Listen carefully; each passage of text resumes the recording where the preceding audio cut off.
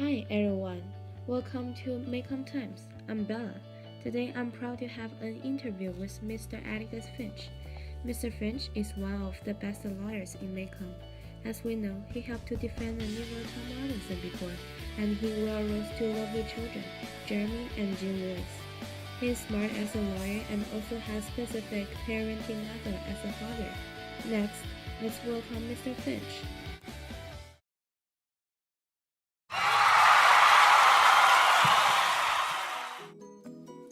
Hi, Mr. Finch. Hi, Miss Bella.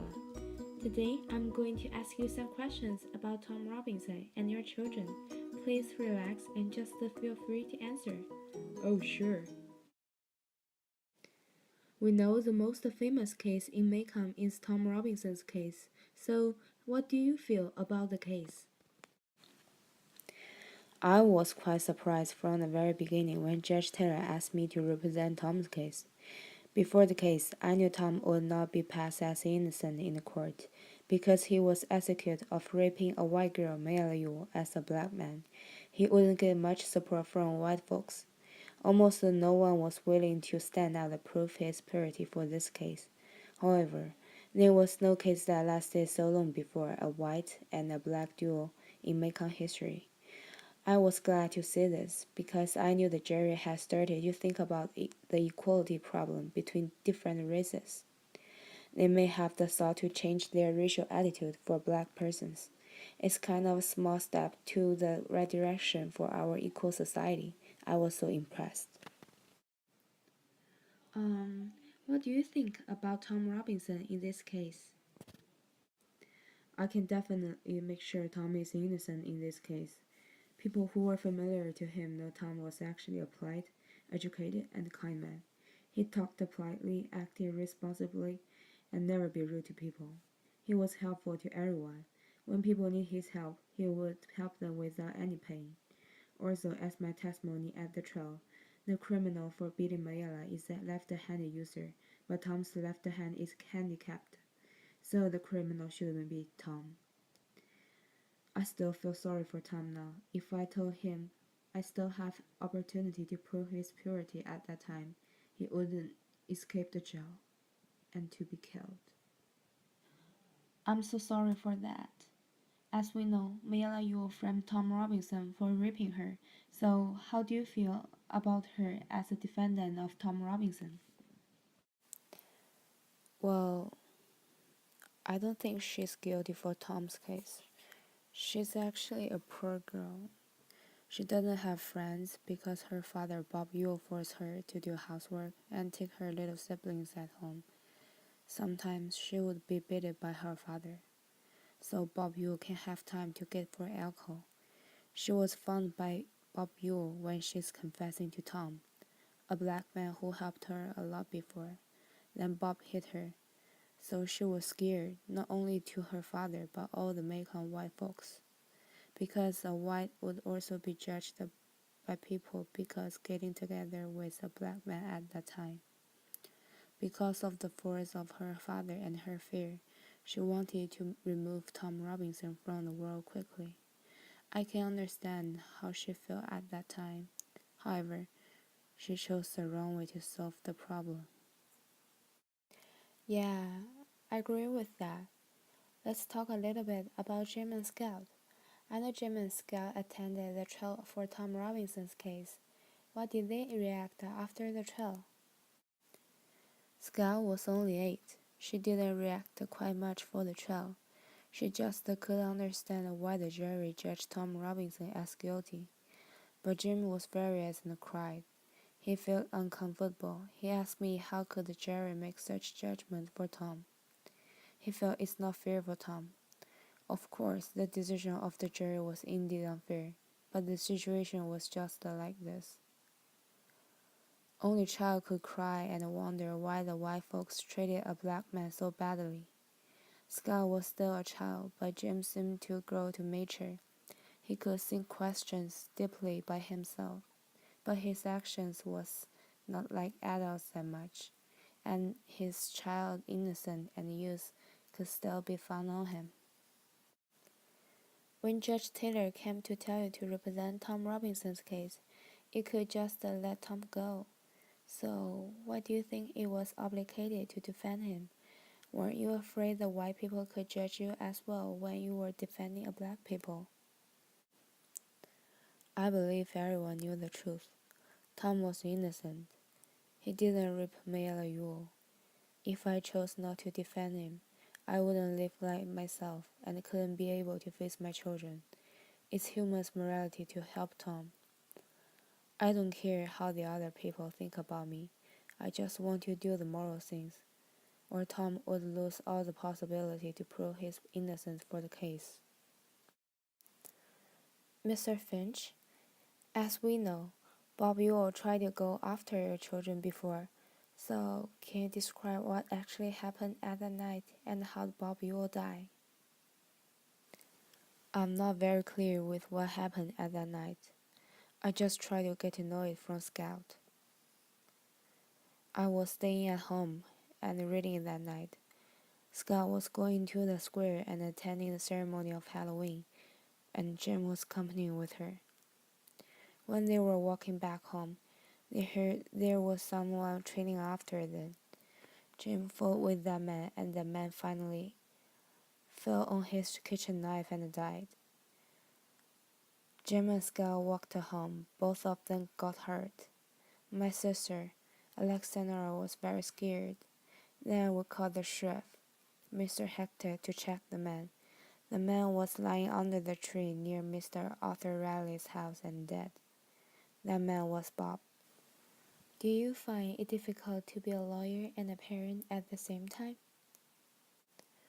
Well, I think parent is a little tougher because it takes me more time to consider how to educate my children in proper way. I don't want them to have any negative thinking or act rudely because my fault of teaching. You know, kids always have a lot of questions to you. They're curious about the world. Sometimes when I have a difficult case like Tom Robinson's case, it usually takes me so long. So I don't have much time to take care of my children, but I will do my best to stay with them and make them happy in my spare time. Thank you for answering these questions. I'm so sorry for the interruption. Miss Melody just sent some good cakes for us. Just take a rest, and we will be back after 5 minutes.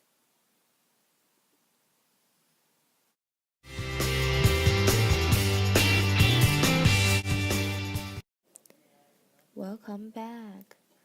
Let's continue the interview. Mr. Finch, we know you have very intelligent parenting to your children. I have 3 questions about education to youth for you. Can you help me answer these questions for the adults in Macomb? Sure, I can.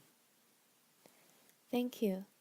First, what issues do you think the children and youth face in the 21st century? How are the issues that children face today different from the issues experienced by children in previous generations?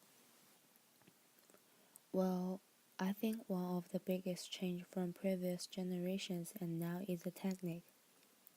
Techniques work a lot in our daily life now. It makes our lives more convenient and quicker. It also makes people depend on it too much. In our today's society, most teenagers have cell phones now. However, many of them seem not really know how to use them smartly and properly. They show their most dependence and security on games and social media. They actually can control themselves very well from phones. They're just addicted to the virtual online world. Also, the 21st century society is much more freedom than before. It is good though, but one of the negative aspects is more and more teenagers are attracted by the alcohol and the drugs. They're curious about them and have the thought to try them. Therefore, these kids gradually walk on the wrong way. In previous generations, the technology was not very developed like present. People did not have cell phones. The technology for them to contact others at home was telephone. The telephone only can do is contacting, so the children did not have any opportunity to touch the online world Also, drugs were not well known by children before, and the kids were hard to get alcohol, so they wouldn't touch this easily.